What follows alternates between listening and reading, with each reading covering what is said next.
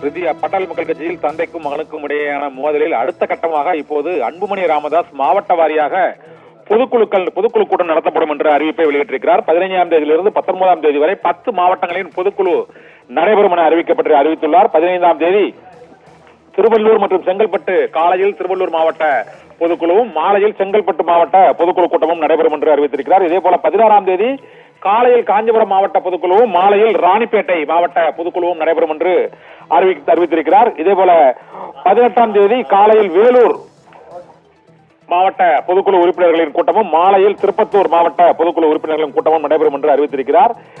19ஆம் தேதியை பொறுத்தவரை காலையில் சேலம் மாலையில் தருமபுரி மாவட்ட பொதுக்குழு கூட்டம் நடைபெறும் என்று அறிவித்திருக்கிறார். 18ஆம் தேதி திருவண்ணாமலை மற்றும் காலையில் திருவண்ணாமலை மாலையில் கள்ளக்குறிச்சி மாவட்ட பொதுக்குழுவின் கூட்டம் நடைபெறும் என்று அறிவித்திருக்கிறார்.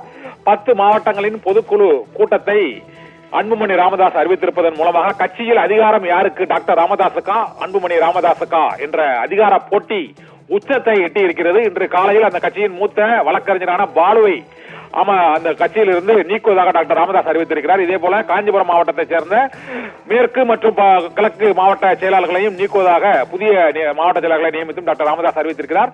நாள்தோறும் பாட்டாளி மக்கள் கட்சியில் புதிய நிர்வாகிகளை டாக்டர் ராமதாஸ் நியமிப்பதும் அதற்கு பதிலடியாக நீக்கப்பட்டவர்களை மீண்டும் சேர்ப்பதும் அன்புமணி ராமதாஸ் சேர்ப்பதும் தொடர்கதையாகி கொண்டிருக்கிறது. இதில் அடுத்த கட்டமாக பாட்டாளி மக்கள் கட்சியின் பொதுக்குழுவை கூட்டி கட்சியின் நிர்வாகிகளின் ஆதரவு யாருக்கு என்பதை இறுதி செய்து முடிவு செய்து அறிவிக்கவும் போகும் அந்த பொதுக்குழு கூட்டத்தை மாவட்ட வாரியாக அன்புமணி ராமதாஸ் முதலில் கூட்டியிருக்கிறார். ஏற்கனவே டாக்டர் ராமதாஸ் தாம் பொதுக்குழு கூட்டத்தை கூட்டவும் தயார் என்று அவர் கூறியிருந்தார். தேர்தல் ஆணையத்தின் விதிமுறைகளின்படி இப்போதைக்கு அன்புமணி ராமதாஸ் தலைவராக இருந்தாலும் மே மாதத்துடன் அன்புமணி ராமதாஸின் பதவிக்காலம் காலாவதியாகிவிட்டதால் அடுத்து பாட்டாளி மக்கள் கட்சியில் பொதுக்குழு கூட்டி புதிய நிர்வாகிகள் தலைவரை தேர்ந்தெடுக்க வேண்டிய காலம் நெருங்கிவிட்டது என்பதால் இப்போது இந்த புதிய முயற்சியில் அன்புமணி ராமதாஸ் ஈடுபட்டிருக்கிறார். அடுத்து டாக்டர் ராமதாஸ் இதற்கு என்ன எதிர்வினை ஆற்றப் போகிறார் என்ற கேள்வியும் எழுந்திருக்கிறது. இதனால் பாட்டாளி மக்கள் கட்சியில் தந்தை மகனுக்கு இடையேயான அதிகார போட்டியின் அடுத்த கட்டமாக இந்த 10 மாவட்டங்களின் பொதுக்குழு கூட்டம் 15ஆம் தேதியிலிருந்து 19ஆம் தேதி வரை